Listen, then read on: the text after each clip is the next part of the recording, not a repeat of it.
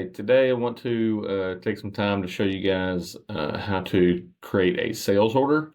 So I've already printed out my PO I got from the customer. I'll move this window over here. This is my PO right here from Jody Burns.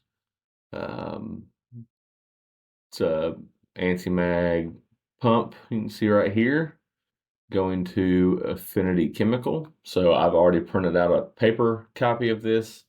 And I will show you guys what to do from here. So we're going to start by opening up Great Plains, and you'll want to go to Sales and Sales Transaction Entry. And this is something that I quoted in the past. As you can see, let me pull this up again. Um, it references my quote number right here, 121968. But what you'll see is if I pull that up, quote number 121968, it says this document already exists. Please enter a new document. That is because I have already sold one of these pumps to him that I've already quoted. So there's not an open quote out there to make a order from. So I have to start over. You do not have to make another quote. You can just continue with your order, but I will start on the quote side so you can see how a quote gets transferred to an order. So first of all, you'll select quote right here. It should be the first thing that comes up anyway. When you tab down, it'll automatically populate a quote number for you. Customer ID is going to be Affinity Chemical. And then we'll click this blue arrow right here next to the customer name. And here you can select your shipping address, your billing address. Billing, I don't ever change, that stays like it is. These two buttons right here just let you display right here either the billing or ship to address. To choose a already pre-saved ship to address, you can click the magnifying glass and see what's in here. So there's only these two in here. We're going to leave it on shipping, and I need to compare and make sure that my ship to is the same as this one, and it is not. So this is going to their Texarkana facility. So what I need to do is click the blue arrow next to the magnifying glass, and we'll put their information in here. So they have it going to, let's see, the Texarkana facility. It's still Affinity Chemical, and I'm going to just enter exactly what they have.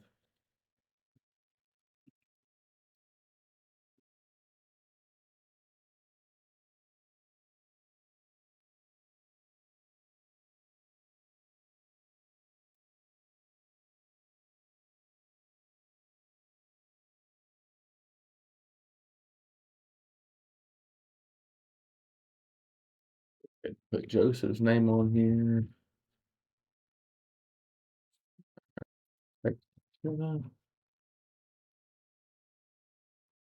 Okay, so once you've entered all this, you can select OK, and you'll see that information you just entered be populated down here. Up here, you can put your customer's PO number. On this one, it is 2487.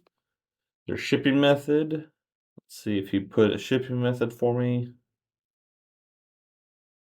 Oh, yeah, it's just best way to prepay an ad. And the reason why I know that on this one is because on the PO itself at the bottom, he asked me to quote freight. So he's wanting us to pay for the freight and just add it to the order. So that's why I put best way to prepay and add. Salesperson ID, Texarkana, Texas. This would be Hank Yost. His territory for Texas is 1050. And you can always click the magnifying glass here to see what it says. It says compressor. Oh, I'm sorry, it's 1054, not 1050. 1050 is for Louisiana. It says compressor, but he is the salesman in that area, so this is the one that we use. So we're going to go compressor, Texas. Territory ID is 210 for pumps and 220 for parts. This is a pump, so we're going to leave it 210. And now all this is ready to go. You can select OK. Next step I do is go to at the top of the sales order, user defined, and this is where you can put in your name next to inside sales so we know who this is associated with. And then we're going to enter in the part number for the pump.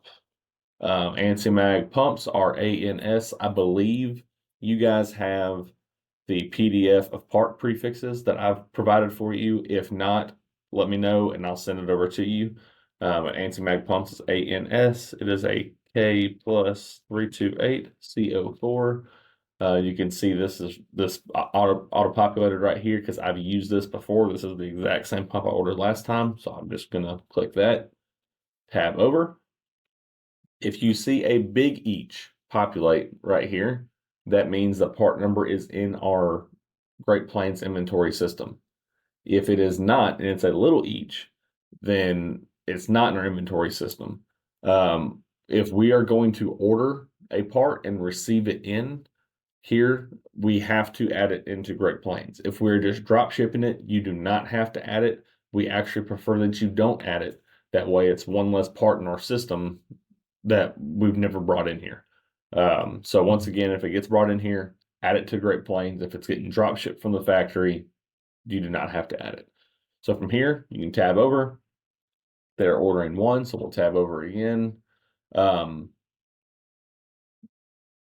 for I'm in the quote side. That's why it didn't come up. I'll show you the back order window that comes up when we go over here to a order side. Okay. So after you've done all this, I forgot the batch ID. This is the quote. So you'll do open quote. And from here, we have made our quote. So I did not have to do this. I was just doing this to show you guys how to transfer now from a quote to an order. What you'll do is go to the top left next to save, says actions, and you can click transfer. And you'll go to transfer to order, select transfer.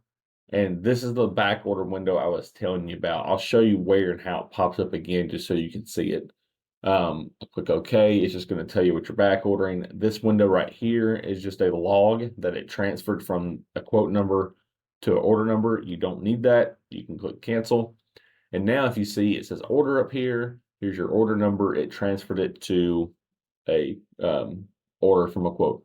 And if you actually click the blue arrow next to your order number up here, you can actually see this is your original quote number and it transferred to this order number right here. Okay, so the back order window I was telling you about, what happens is if we do not have the part in stock, which we do not, when you tab over after it says quantity ordered from here, this window comes up. It's showing you right here, hey, this is how many you're saying you need. This is how many we have, 0. So it's just it wants to automatically select back order the balance, which is what you want to do. And you'll just click OK and keep going from there. But we don't need that second line. Okay. So from here, what we're going to need to do, I'll change this to open order. From here, what we need to do is we need to, excuse me, create a purchase order to send to our vendor to order the pump. So from here, what you can do is you can go to actions, purchase, and this window comes up and you can generate a purchase order from your sales order, which links everything together, which is what you want to do. If for some reason you don't do that and you don't want, and you can't link it together for some reason, which we can cover that at a future time, you need to put notes in your order and in your purchase order that reference each other. That way we know what is for what. So what we're going to do is be sure that the vendor is correct, which it is, liquid handling equipment. I'll do future videos about how to find what vendors we get what from and how you know what parts we get what from. We can do that in a later video, but I know liquid handling is correct for ANSI Mag.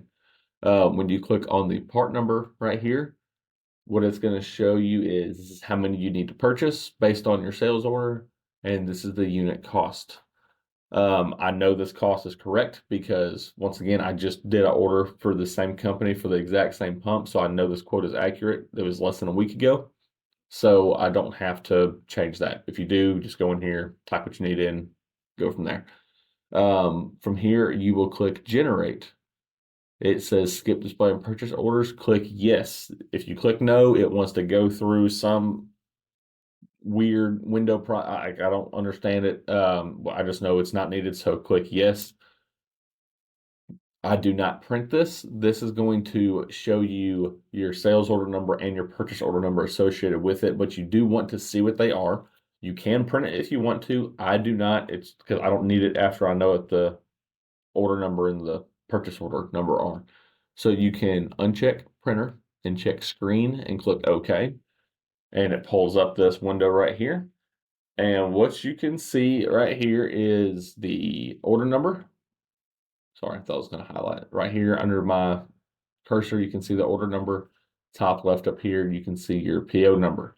So what I recommend you do is you write both of those numbers down on your paper copy of the PO that you have from your customer, just so you don't have to try to remember those numbers. And you can close that window out. Okay, so from here, we need to send our PO to the vendor. What I do, go to purchasing, purchase order entry, and you need to type in your purchase order number. So mine was ended at 875. Here's my PO we just made, and here's that little chain link that I was telling you about where it links it to your sales order. If you click on that line item and select the link button, you'll see it come up right here. Here's our sales order number. Here's the Affinity Chemical.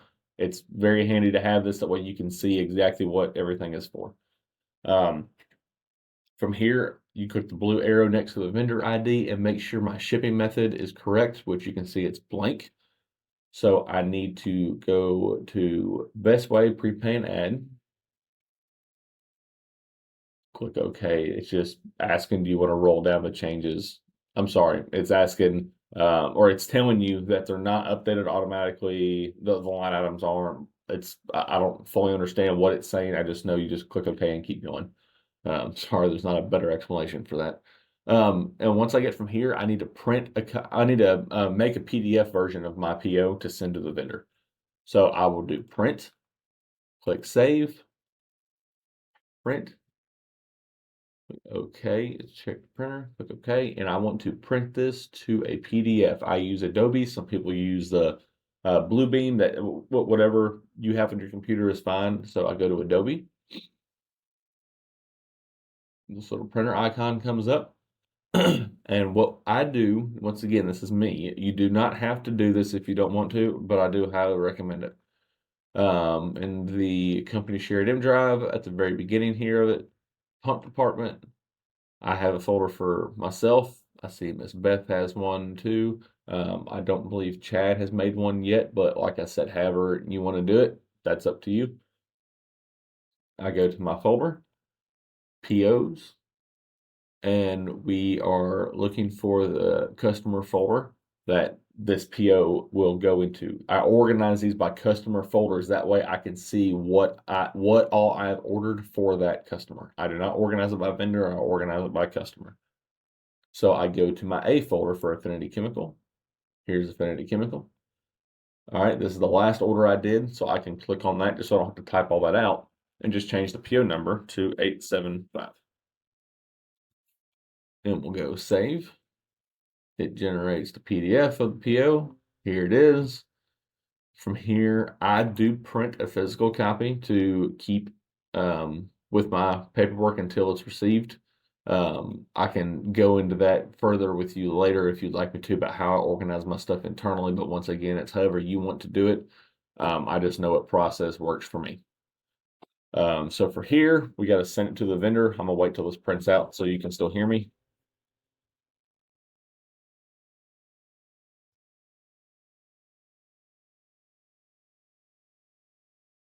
Okay, so back in my email here, I need to do a new email and send it to liquid handling equipment. These are my contacts for liquid handling equipment. My subject line, I just put the PO number 125875 and put my initials at the end of it. Make sure you send from the pump email. I will do a video later about how to keep a pump email organized and how everything should flow. But anyway, make sure you're sending from the pump email. That way, all order acknowledgments and stuff get sent back to that email. So from here, you'll attach your PO. Right here it is. And then you can say whatever you want to. I have a signature set up for when I send purchase orders that just says, that right there.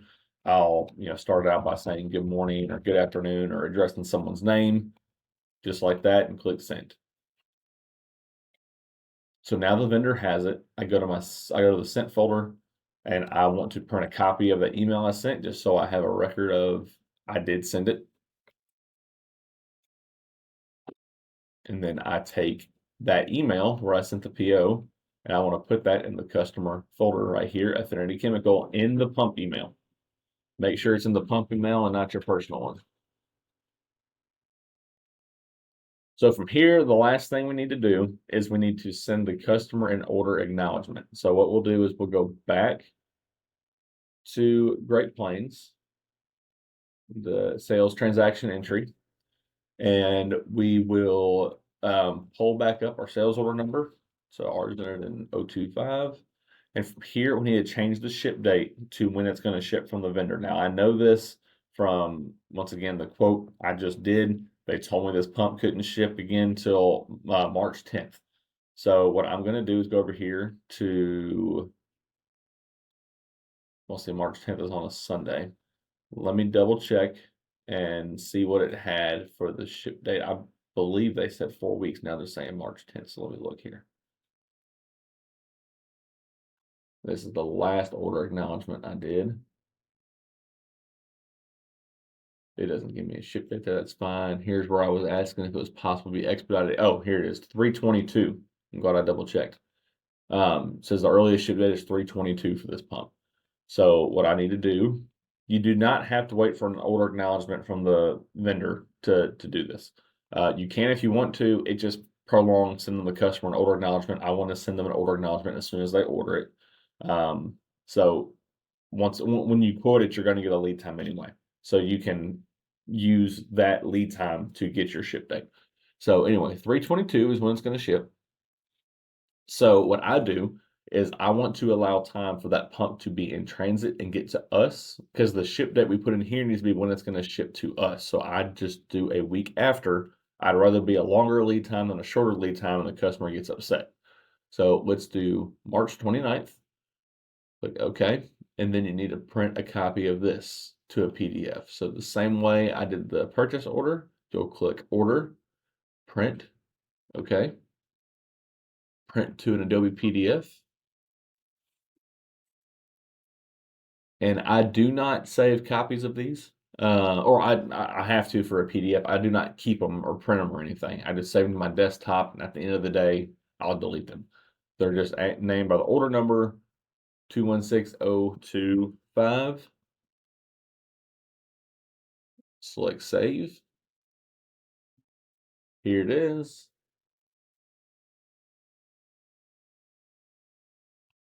We need to go back to the customer original email, and we'll click Reply All. Make sure you take off the pump email just so it keeps from clouding up the pump inbox. And we will attach our order. Please make sure you attach the order and not the PO. The last thing you want your customer to see is how much you're making money, is how much money you're making on them. That would not look good. So I double check it. This is the order acknowledgement. Go back, and once again, I have a signature set up for order acknowledgements. And I'll address it to Jody and send it just like that.